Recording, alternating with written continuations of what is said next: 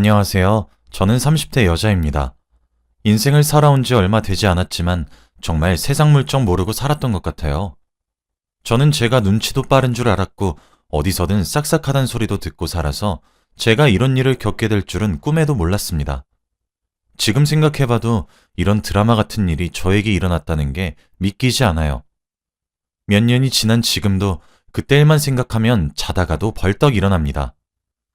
그때의 저는 참 한심했던 것 같네요. 그 이야기를 하기 위해선 몇 년 전으로 흘러가야 합니다. 그때 저는 결혼을 약속한 남자와 같이 살고 있었어요. 결혼식은 천천히 올리기로 했고 양가 부모님 허락하에 한 집에서 살고 있었죠. 저와 연애도 오래 했기에 같이 사는 동안에도 어려움 없었습니다. 정말 천천히 여유가 생길 때마다 조금씩 결혼을 준비하고 있었죠. 이미 혼인신고도 다 한 상태였고 주위 사람들도 저희가 다 부부라고 알고 있었습니다. 결혼식만 없었지 사실상 부부와 다름없었죠. 같이 사는 내내 정말 행복했어요. 제가 사랑하는 사람과 같이 한 침대에서 일어나고 같이 출근 준비를 하는 것으로 모자라 퇴근을 하고 집에 돌아오면 저를 기다리는 사람이 있다는 것이 너무 좋더라고요. 저와 남편은 정말 뜨거운 신혼생활을 즐겼고 아무의 방해도 없이 서로에게만 집중할 수 있었죠. 그런데 저희가 신혼생활을 얼마 즐기지도 않았는데 제가 임신을 하고 말았습니다. 양가 부모님들 전부 다 신혼을 즐기고 천천히 아이를 가지라고 했는데 그게 제 맘대로 안 되더라고요. 같이 산 지 몇 달 만에 아이가 생겼고 저는 임산부가 되었습니다. 그런데 남편은 너무 좋아해줬어요. 드디어 아이가 생긴 거냐며 주위에 자랑을 하고 다녔고 저를 지극정성으로 챙겨줬습니다. 아무것도 하지 말고 가만히 있으라며 자기가 집안일을 다 하는 것은 물론이었고 먹고 싶은 거, 갖고 싶은 거, 말만 하면 어디든지 가서 사왔어요. 남편의 그 모습을 보고 정말 결혼을 잘했다고 생각했습니다. 제가 점점 배가 나오고 이제 만삭이 되었을 때예요. 그날은 출산 예정일이었고 저희는 긴장한 상태로 새벽을 보냈습니다. 다행히도 저는 건강한 아들을 출산했고 남편의 보살핌으로 산후조리까지 잘 마쳤죠. 양가 부모님들도 다들 너무 좋아해 주셨습니다. 왕자님이 저희 집에 왔는데 아주 복덩이였죠. 그리고 남편과 같이 집으로 돌아왔습니다. 그때부터 아주 육아전쟁이었어요. 신생하다 보니까 새벽 내내 울고 눈을 뗄 시간이 없었습니다. 남편이 출근을 하면 아이를 돌볼 사람이 저밖에 없으니 너무 힘들더라고요. 남편은 퇴근해서도 육아를 도와주긴 했지만 그것도 잠깐이었지. 시간이 지나고 결국 육아와 점점 멀어졌습니다. 피곤하다며 바로 잠에 들고 아이가 울면 저보고 재우라고 성질을 내면서 말이죠. 예전과 달라진 모습에 너무 속상하고 힘들었지만 그럴 여유도 없었습니다. 그런데 어느 날부터 남편이 계속 누군가와 통화를 하고 연락을 하더라고요. 원래라면 집에 오자마자 바로 씻고 잠에 드는 사람이 누군가와 웃으면서 연락을 하고 있었습니다.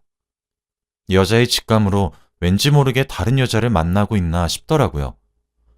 그래서 누구냐고 물어봤더니 아주 당당하게 사촌 여동생이라고 하는 겁니다.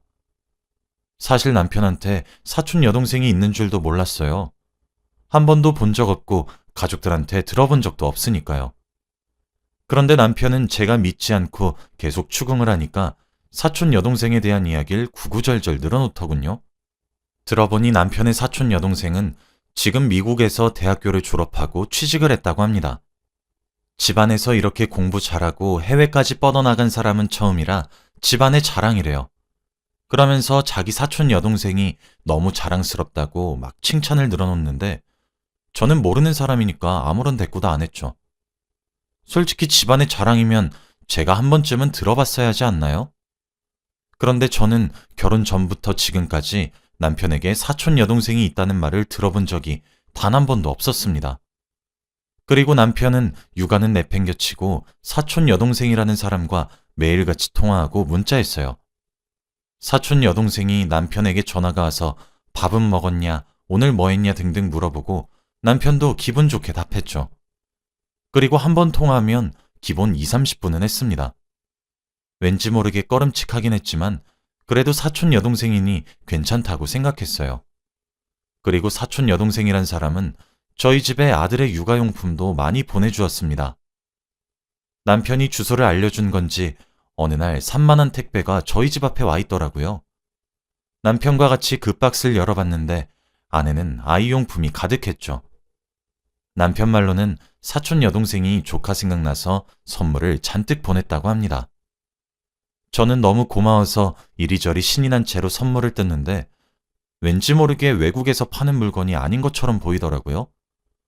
다 한국에서 구할 수 있는 물건이었고 영어로 설명서가 되어 있지도 않았습니다. 조금 찝찝하긴 했지만 그래도 저와 남편을 배려해서 일부러 한국 물건을 보냈다고 생각했어요. 그리고 박스 안에는 편지 한 통이 있었습니다. 편지지를 열어보니 여자 글씨체로 장문의 편지가 쓰여 있더라고요. 내용을 읽어보니 조금 놀라웠습니다. 오빠, 어렸을 때는 나 같은 여자랑 결혼한다고 노래를 부르더니 다른 여자랑 결혼했네. 꼭 좋은 사람 만난 거면 좋겠다. 그리고 내가 어렸을 때 오빠 진심으로 좋아했던 거 알아? 지금 생각해도 정말 오글거린다. 그리고 나 곧 한국 가니까 저번에 했던 약속 잊지 않았지? 며칠 뒤면 만나겠다. 곧 만나? 이렇게 쓰여져 있었어요. 왠지 모르게 찝찝한 느낌 있죠? 뭔가 편지를 읽으니까 더 의심을 하게 되더라고요. 사촌 여동생 같은 아내를 만난다느니 진심으로 제 남편을 좋아했다느니 조금 이해하기 힘들었습니다. 그리고 곧 한국으로 온다고 하는데 남편에게서 둘이 했던 약속이 뭐냐고 물어봤어요. 그런데 남편이 하는 말로는 우리 집에서 며칠 묵으라고 했어 라고 하더군요. 저와 상의 한마디도 없이 저희 집의 빈 방을 사촌 여동생에게 잠시 빌려주겠다고 했답니다. 저는 화를 내면서 왜 그런 걸 맘대로 정하냐고 했고 남편은 어차피 가족이니까 당연히 된다고 할 거 아니었어? 라고 말하는 게 아니겠습니까? 솔직히 너무 당황스러웠고 뻔뻔한 태도에 말문이 막혔어요. 그래도 이왕 이렇게 된 거 사촌 여동생이라는 사람의 얼굴이라도 보기로 했죠. 그렇게 며칠 뒤에 정말 사촌 여동생은 외국에서 저희 집으로 왔고 인사를 나누었습니다. 남편의 사촌 여동생을 보고 놀랐어요. 정말 예쁘고 아름다웠거든요. 그리고 저한테 정말 예의 바르게 대해주었습니다. 솔직히 마음에 들지 않았는데 저한테 무리하게 구는 게 아니니까 싫은 티도 잘 못 내겠더라고요. 왠지 모르게 저도 웃으면서 대해줘야 할 것 같은 기분이었습니다. 그런데 남편은 자신의 사촌 여동생을 오랜만에 봐서 정말 좋은 건지 저희 집에 오자마자 안으면서 인사하고 난리더라고요. 그게 외국식 인사라고 하지만 그래도 아내가 뻔히 앞에서 보고 있는데 그렇게 여자를 껴안으니까 조금 화가 나긴 했죠. 그래도 잘 대해주려고 노력했습니다. 남편은 사촌 여동생이 한국에 놀러 왔으니 한국에 대해 다 알고 가야 한다면서 아주 가이드 역할을 했어요. 제가 주말마다 아이 데리고 셋이서 어디 나가자고 하면 귀찮다고 아무 데도 안 가던 사람이 사촌 여동생이 오니까 두 발 벗고 나서는 겁니다.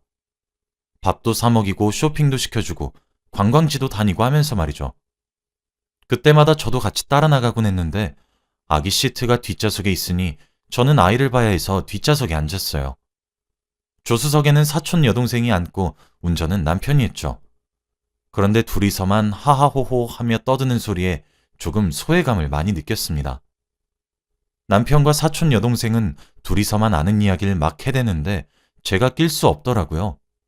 그리고 뭘 살 때마다 계산은 저한테 시키는데 조금 화가 나기 시작했습니다.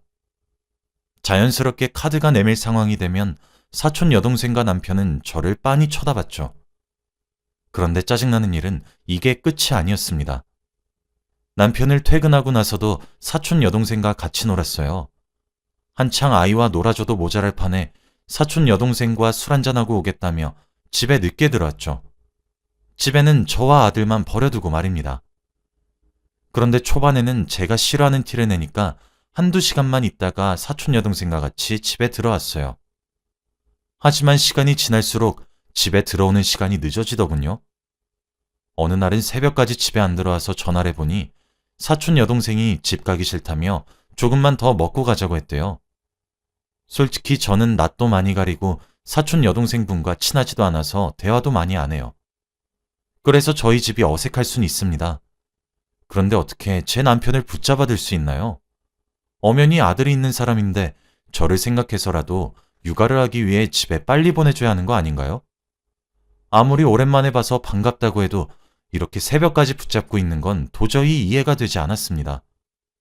그리고 사촌 여동생이 붙잡는다고 또 새벽까지 같이 술을 먹어주는 제 남편도 이상하다고 생각했죠.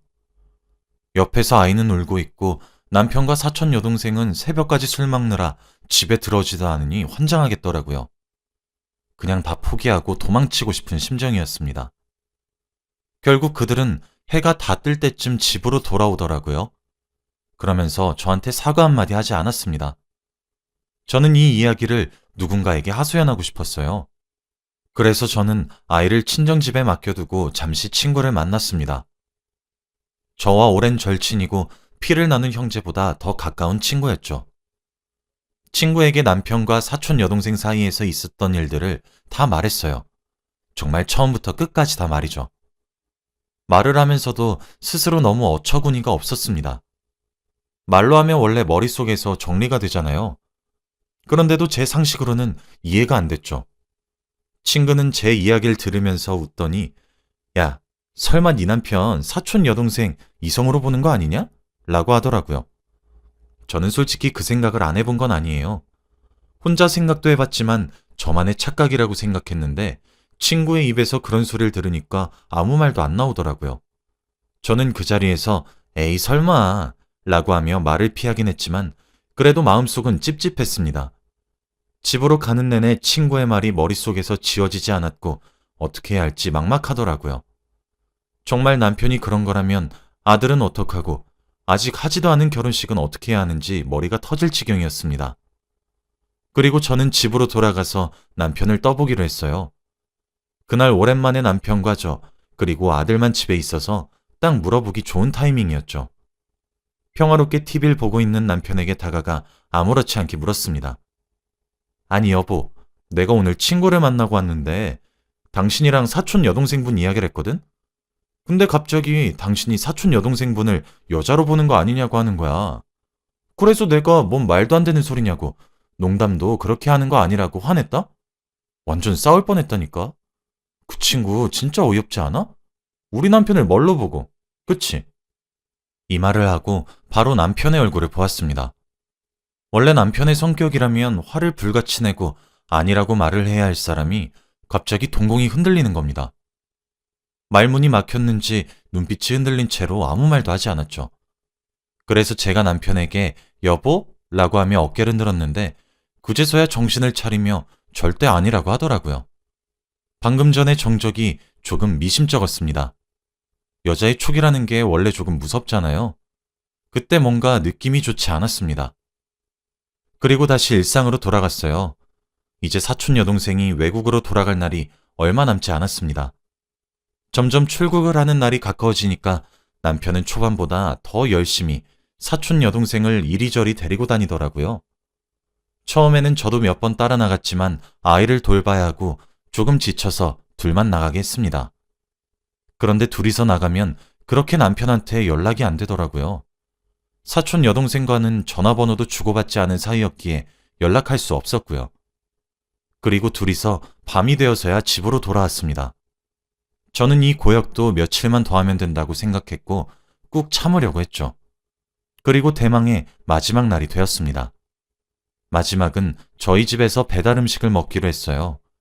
이제 한국에서 먹는 마지막 식사니까 사촌 여동생이 먹고 싶은 걸로 주문하자고 말이 나왔죠.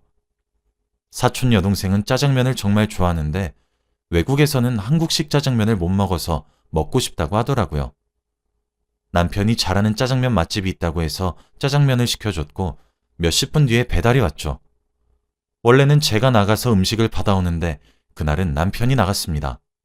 그런데 현관문에서 갑자기 이상한 대화 소리가 들리더라고요. 배달한 분이 남편의 얼굴을 보더니 갑자기 402호 사장님이 왜 502호에 계세요? 라고 하는 겁니다. 저는 그게 무슨 소린가 싶어서 현관문으로 나갔고 저를 본 짜장면 배달원 분이 무언가 잘못되었다는 표정을 하셨어요. 순간 직감했고 분위기가 싸늘해졌습니다. 배달원 분은 죄송하다고 사과를 한 뒤 급히 현관문을 닫고 저희 집에서 나갔죠. 저는 남편을 보고 설명을 하라는 식으로 쳐다보고 있었습니다. 그런데 정말 충격적인 것을 알게 되었어요. 남편의 사촌 여동생은 바로 남편의 불륜녀였습니다. 어떻게 이런 일이 저에게 일어날 수 있나요? 남편과 둘은 만난 지 오래되었고 남편이 아예 저희 집 아랫집에 그 여자의 집을 구해줬더라고요. 그리고 둘이서 자주 그곳에서 들락날락거리면서 짜장면을 시켜 먹었던 겁니다. 그래서 그 사람이 남편을 보고 정체를 알고 있었던 거죠. 저는 도저히 믿기지 않았고 그 두 사람이 너무 무서웠습니다. 외국에서 산다는 것도 다 거짓말이었고 일부러 제가 의심을 하지 않게끔 택배를 보냈던 거예요. 그래서 제품이 다 한국산이었던 겁니다. 편지를 보낸 것도 다 남편과 그 여자의 자작극이었던 거죠. 정말 온몸에 소름이 끼쳤어요. 무엇보다 저희 집에서 며칠간 살았던 것도 저희 아랫집으로 이사를 오게 되면서 이사 준비를 한다고 그랬던 거래요. 저는 아무것도 모르고 그 여자를 받아줬던 겁니다. 솔직히 한순간에 모든 사실을 알게 되니까 이게 꿈인지 생신지 모르겠더라고요. 그동안 같이 밖에 나가서 술 먹고 놀러 다녔던 게 아주 대놓고 그랬다고 생각하니까 머리가 그냥 멈췄죠. 그리고 저는 그 자리에서 시어머니에게 전화를 걸었습니다. 전화를 받자마자 저는 시어머니에게 남편에게 사촌 여동생이 있냐고 물었죠. 그런데 시어머니의 대답은 응? 무슨 소리야? 우리 아들한테 사촌이 어딨어? 라고 하더라고요. 정말 괴담을 본 것처럼 온몸에 소름이 돋았습니다. 남편과 그 여자는 당당히 이혼을 요구했어요. 그리고 저보고 이 집에서 나가라고 했죠. 저는 그들이 무섭고 역겹고 화나는 것보다 같이 대화하기도 싫었어요. 정말 인간 말종의 쓰레기로 느껴졌습니다. 제 아들에게 이런 아버지가 있다는 사실도 믿기 싫었죠. 저는 뒤도 안 돌아보고 이혼 도장을 찍고 집도 나왔습니다. 오래 끌기도 싫어서 바로 합의 이혼을 했네요. 남편이란 놈은 마지막 양심이라며 저한테 위자료도 몇 푼 줬는데 저는 다 필요 없다고 했습니다. 그리고 다시는 연락하지 말고 양육비도 보내지 말라고 했어요. 지금 생각해봐도 어떻게 그런 일을 제가 겪게 되었는지 모르겠습니다. 아들이 더 크기 전에 알아서 정말 다행이라고 생각해요. 시간이 지나서 저에게 그 두 사람의 근황이 들려왔습니다. 전 시어머니가 종종 집에 방문해서 제 아들도 보러 오고 그 둘의 이야기를 들려주시거든요. 둘은 결국 동네방네 소문이 나서 아파트에서 거의 쫓겨나다시피 나갔고 전 남편의 불륜녀는 시어머니를 찾아와서 결혼해달라고 싹싹 빌었지만 전 시어머니는 허락해주지 않았대요. 그리고 남편은 계속되는 집안의 반대 때문에 헤어짐을 먼저 고했다고 합니다. 그래서 지금은 둘이 관계를 정리하고 각자 생활을 살아가고 있대요.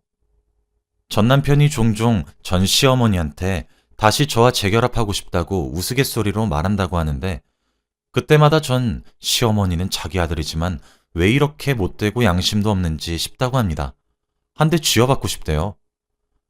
저도 만약 그 사람한테서 다시 연락이 와도 절대 안 흘릴 자신 있습니다. 그래도 그 둘이서 행복하지 못한다고 하니까 조금 고소하긴 하더라고요. 그때 제가 뒤도 안 돌아보고 바로 이혼을 하고 계속해서 연락할 필요 없게 양육비조차 받지 않은 선택을 한 것을 정말 다행이라고 생각해요. 그 사람과 다시는 마주치고 싶지도 않고 엮이고 싶지도 않습니다. 여러분은 저 같은 일 절대 겪지 않으셨으면 좋겠습니다. 제 이야기는 여기까지예요. 들어주셔서 감사합니다.